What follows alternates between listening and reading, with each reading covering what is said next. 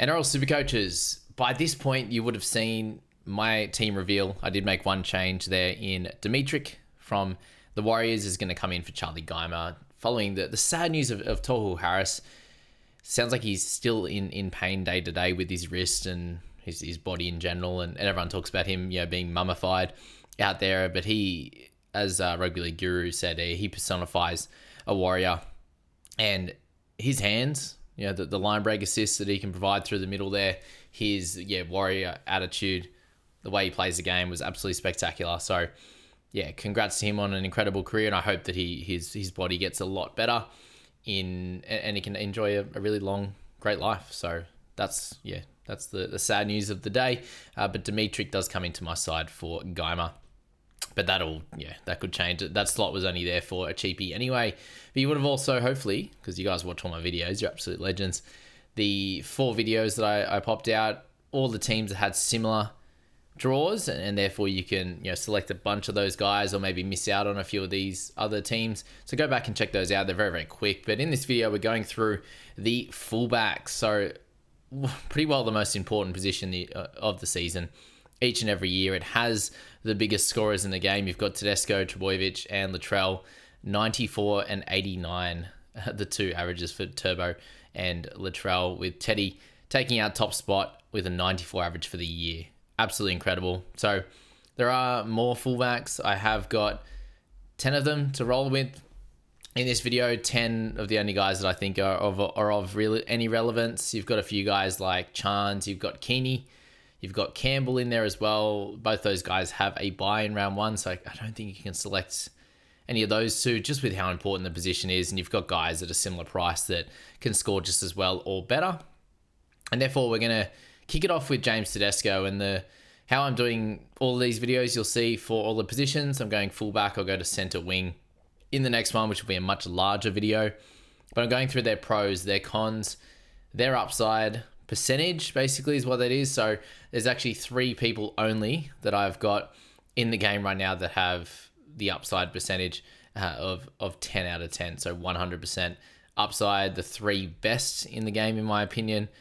I should probably put Turbo at a 9.9 if I'm not going to have the other guys in that list at this point. It's probably a little bit harsh on Turbo, just with how ridiculous he can be. But he actually had a lot more 80s and 90s, so a little bit lower upside than some of these guys. And I'm sure you can guess the other 2 on that list. But Tedesco with that 10 out of 10 upside, and the reason for that is he had 1100s last year, which is absolutely wild.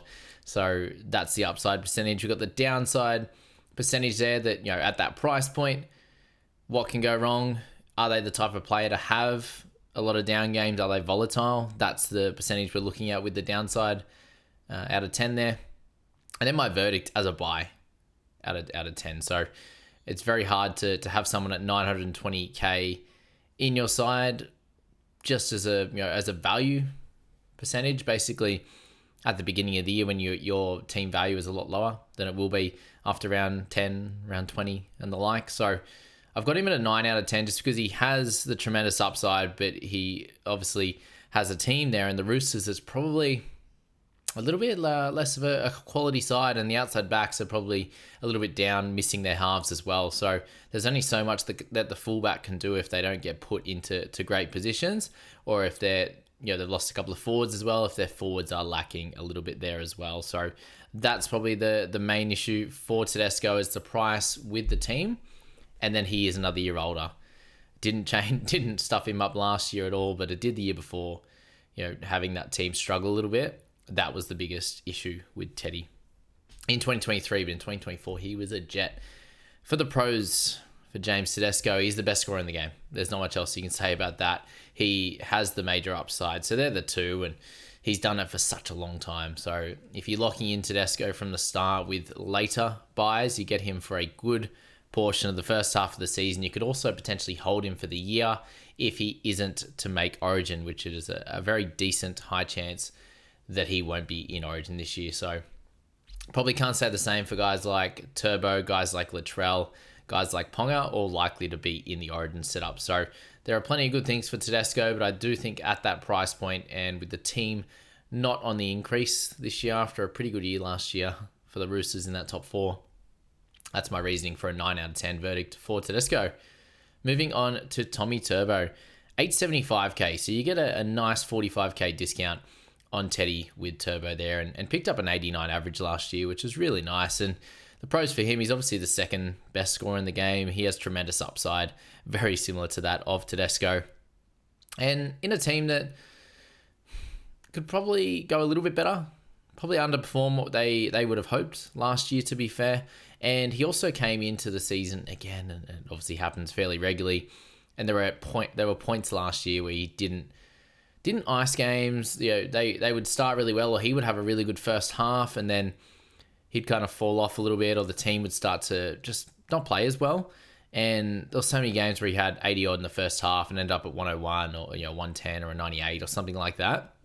So therefore, I think that there's a few pros on that side as well. And then his body, he played so great in the Australian setup and just shows his class each and every time he goes on the park.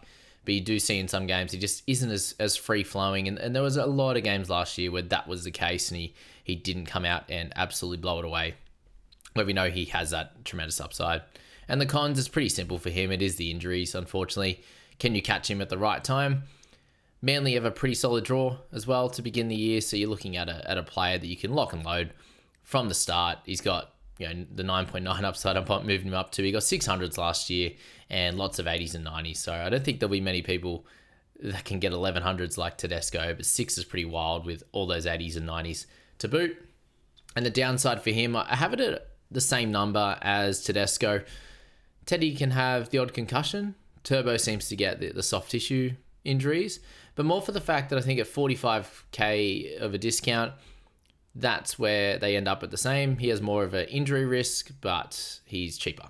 So we'll keep the same downside for both those guys. And then the verdict, I have him as a slightly better buy than that of Tedesco. 2 guys that don't kick goals, but I do think the discount and just the amount of games where he didn't ice it last year and still average 89, whereas Tedesco, when he got, when he had a good half, he had a good second half. It was, if he was on that day, he was on.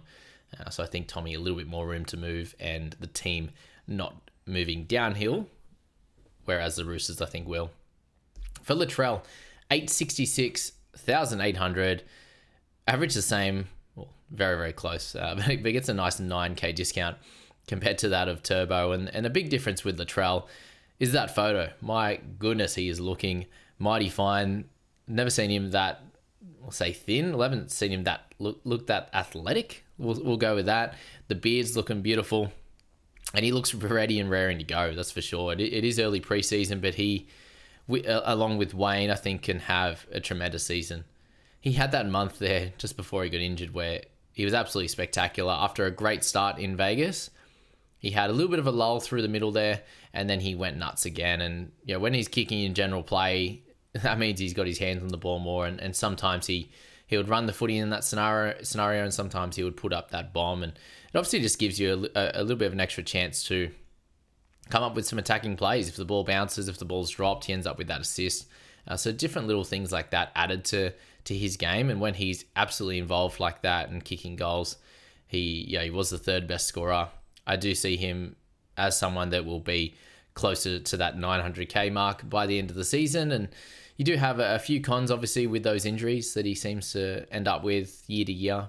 Unfortunately, he seems to have a couple each year where they leave him out, keep him out for a month or 6 to 8 weeks, unfortunately. And it's something that is definitely a thing you need to think about and look at for sure. But his upside with that try scoring, with the attacking flair, with Wayne coming back, they've got a few injured players returning. Good chance they miss Murray at the beginning of the season. Ewan Aitken comes over. I think there's some benefits to this side with Dodd coming over as well, and Jamie Humphries. Both those guys can just be solid in the 7 position, which is what they've needed for a little while now, and likely Whiten can go back to the centres, and they play it that way. And I think Latrell can lead this team to a much better season than what they did last year. And that's the big thing with guys like Turbo and Latrell. Their teams didn't have spectacular seasons, so if that would improve just a little bit, their attacking opportunities do increase. And with Latrell, it's the goals as well. So Latrell right now, I've got him at a 9.1, and I have him and Turbo in the same mold there in terms of the verdict, and I like both of them.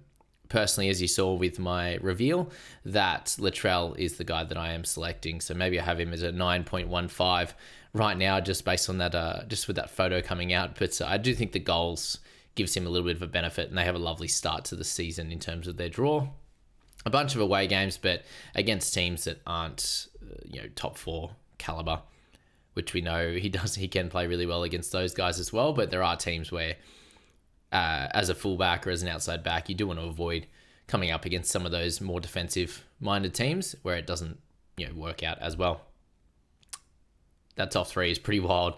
3 of the best guys in the game. Dylan Edwards comes up next, and he averaged 86 last year, which was just incredible. And to kick it off with his skill, he went 600s in the first 11 games, and that did include a host of those as the goal kicker, with Cleary unavailable from sort of round 3.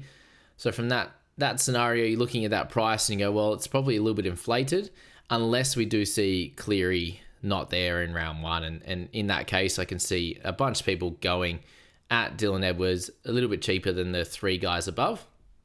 And he has that great upside. I've got him at a 9 upside just because without Cleary, it's not near that 10 out of 10 region. But if Cleary is to not be there, then my rating of an 8.5 overall would change. So just keep that in mind when you're looking at Dylan Edwards, is that it's a tale of 2 halves. It's a tale of with Cleary and without Cleary.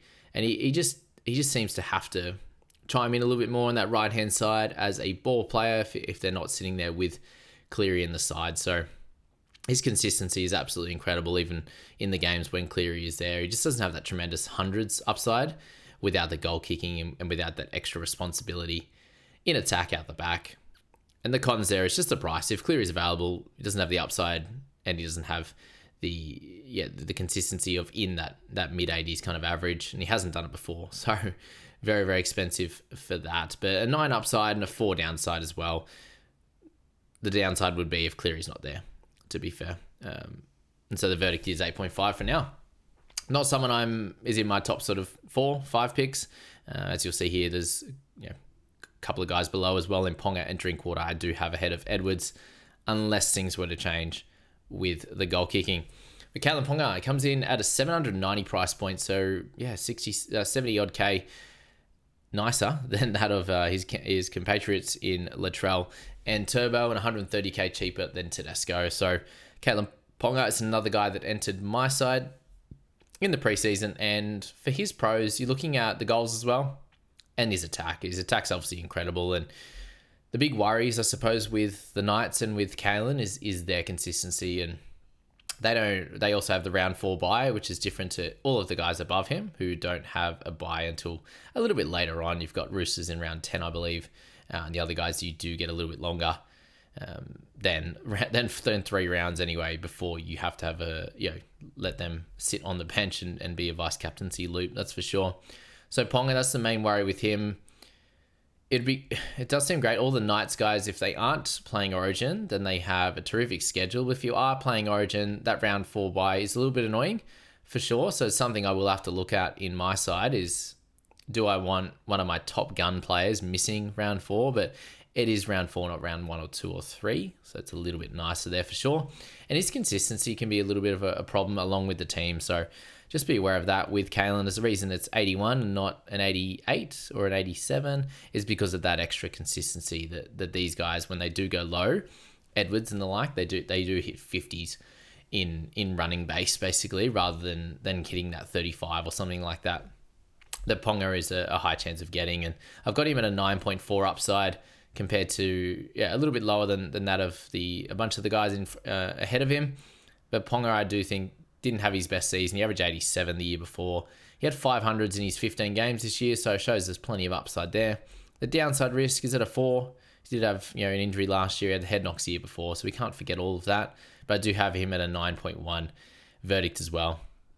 The more I look at it, the more you could fade him. I do understand it.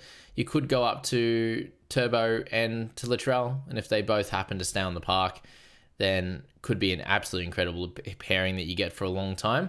But both moving to Origin, same with Ponga as well. So yeah, it's a really good guy to have, but I do have the other guys a tick ahead of him, so we'll put a Turbo at a 9.15 as well. A little bit ahead of Ponga. It does sound a little bit nicer, albeit Ponga a little bit cheaper.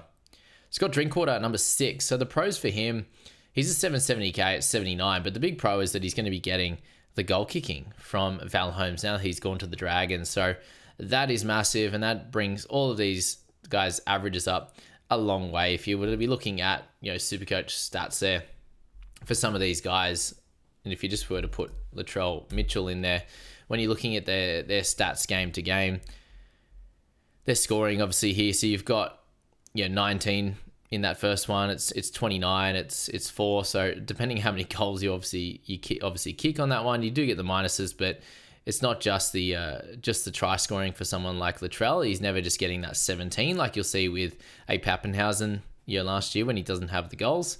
He's going to just get that extra little bits of points here and there, which can be very, very helpful for his side, obviously. Yeah, you look at his 2024 averages. Scoring's 23, creates at 32, and evades at 21. So a very low base for Latrell compared to someone like Edwards, just to give you a little bit of a comparison there. Base is at 36, almost double the base of the great Latrell Mitchell, that's for sure. So very, very interesting how that's going to play out with certain players. So you expect another jump of 5 or so points with Drinkwater, even if the team isn't to be as good. And that's the big worry with Scotty, is the team decline. I'm a Cowboys fan, as a lot of you hopefully know, and I hope that they can go well, but I am a little bit worried with the loss of that left-hand side in that combo of Val and Murray. There's going to be a lot of youngsters coming through, a bunch of them very, very talented, but Lukey getting injured, Chester getting injured, Tamalolo out for the first part of the year most likely. That Lukey one's tough, but Bateman coming in is going to be helpful. But you're losing Chad Townsend in your halves there, and who's going to step up? It's going to be Clifford. Yeah, you don't actually know. It's going to be Purdue. There's a few guys there that could do it, but is it just going to be all up to Drinkwater? And how's our defense going to be? There's so many questions with the Cowboys, and that's where the Drinkwater pick is tough. But his upside is tremendous on the other side of it. A 9.4 I've got for him with 700s last year, and very, very durable. That's the big thing with Scott, and very, very unlikely to make Origin as well. But a buy in round 7, how does that fit you? But could be really, really good through the Origin period. So you just start with him and ride him all the way through. So I can see him being a very, very good pick as well, and that's why I have him at a 9 out of 10. I think it's just personal preference at this point, and sometimes I just enjoy watching the Cowboys without having a player that I need to go nuts in my side. I had Drinkwater and Val last year, and there was some times where Val not putting the ball down and different things like that. I had him as captain that week. That was good. Just absolutely kills your viewing experience as a Cows fan sometimes, but on other points it can be great. But you watch them very, very closely in general, and you have to watch extra close when you've got the players on your side. So, first world problems, eh? Anywho, Reece Walsh, he comes in next, 738. Got him in at 8.5, so obviously you can tell I'm not as excited about Reece. He has tremendous attacking upside. Obviously, the team can only improve after a really, really tough season and making the grand final the year before. Fitness improvement, it seems like with Madge, hopefully he's getting through to him.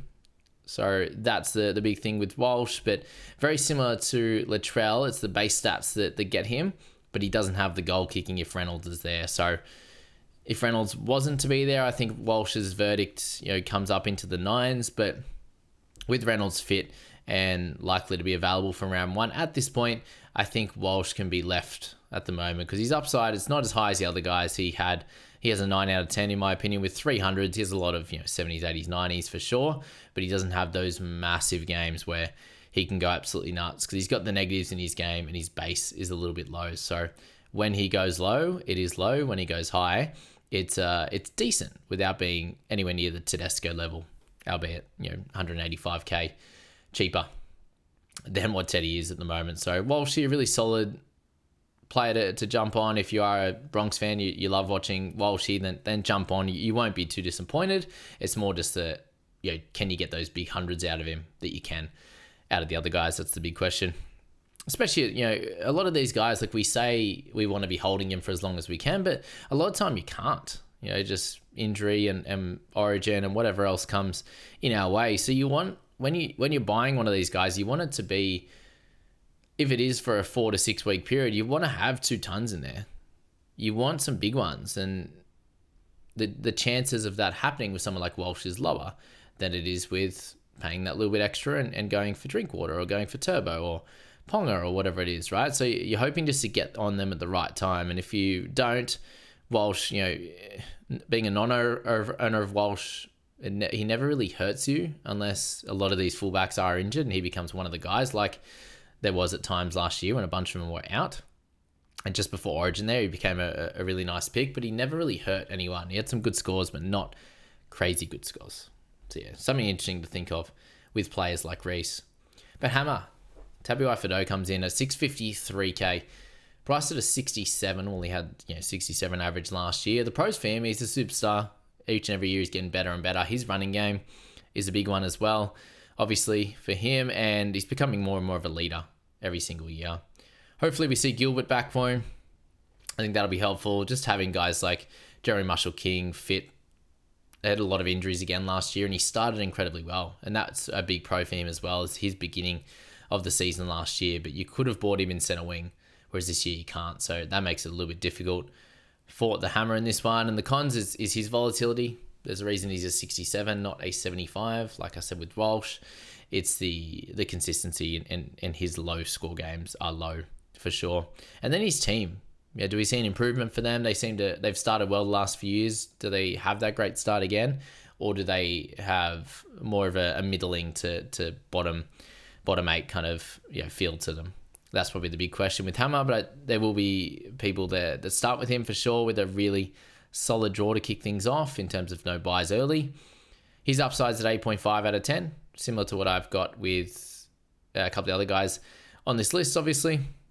And 300s, 290s, so it's not crazy there on that front. And then he has the downside as well.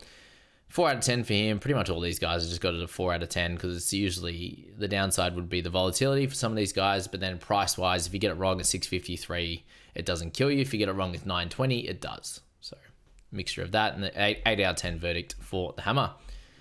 Ryan, Papenhuyzen, the Schnack. Love the man as well. If you watch my channel and listen to me, you know how much I love this guy. And he's someone that I have had a look at for sure in that fullback position. Then you've got Isaiah Iongi following that at 232, which I think should be in most people's side. So it is hard to select multiple guys in this position when you want 4, 5, 6. To be fair, it can be difficult. But looking at his pros there, it's the price. 63 average last year. Just continues to get injuries, which is the big thing for him. And then the buy round 2. So they're the 2 things that are going to be a worry for him. But he has 70 plus upside. He's done that 3 seasons. If you just look at the 3 before that, he has a 90 plus season and he has 2 70 plus seasons. So what I did notice in the back end of that year and in the final series is he got his running game back at the end of the season. And Ryan's in a great team as well. So 616k, it feels like a bit of a steal. Your issues last year was the volatility in and around him, returning from injuries and maybe started this season all round 3, is a better way to go about the Schnackenhausen rather than trying to pick him up last year and hope that he got back to what he could do. We saw it did take a bunch of games to get back to that point or close to it at the back end of the year in the last couple of games and through that final series. You saw his running game was back. And if you're buying Pap, it's without goal kicking, which is frustrating. Obviously, there with Nick Mennie taking that over, but you're buying a guy that in a great team could be a 750, 800k guy for 616. And if you're happy to get through that round 2, if you don't have too many Storm players in your side, then I do think Pap is a great selection there. The downside there is the lack of goals and the injuries and the buy in round 2. That's where you could miss out, obviously, on points in that one. The upside's at 9. Without goals, 9.5 with, and then 8.7 out of 10. I think a really, really good pick. Just if it was a no round 2 buy and he was a buy in round 8 or something like that, I think I'd have him at a 9, just like a lot of the guys. But to begin the season, that's the tough thing. But he saves you cash and you could spend it elsewhere. Very interesting. That's for sure. And then Isaiah Iongi, It's going to be fairly simple with him. His upside's an 8 out of 10. We know he scored very, very well also in his reserve grade stuff. His downside's at 3 because of the price. Very, very low on that front, but you are taking up a fullback or flex position if you do own him, so that's the downside. And then the verdict for him, it is at a 9 out of 10 because just at the price and a starting fullback at Eels, it's hard to take up, but to not take up. But the cons for him, he's new to first grade and he could struggle. We don't know. He's played one game. He looked pretty good in that game, but he's only played the one game. So that's the big con for Isaiah Iongi. Let me know what you guys thought on that style. Keeping it fairly simple. You can check NRL SuperCoach stats there and go through that year to year, do your own research. But I think this is a really easy way to kind of categorize the guys that I'm looking at and in order as well. And as I talk to you guys, it becomes clearer and clearer to me who I would want and maybe the downside for a couple of these guys at these prices, because you do need to think of the downside as well, obviously. So let me know what you guys thought on that part of the video. And just to finish it off, we went through in one of the other videos, if you haven't seen that, we're looking at fullback strategies. And now that we've got the players in there, it's such an incredible position. You need to have, if you're going to use, there's options with the flex as well. So you could go 3 fullbacks, Iongi, and 2 expensive guys, which is what I've done. In the position itself, you can go the gun and the cheapie, which is likely how people will go. And then flex, they'll decide.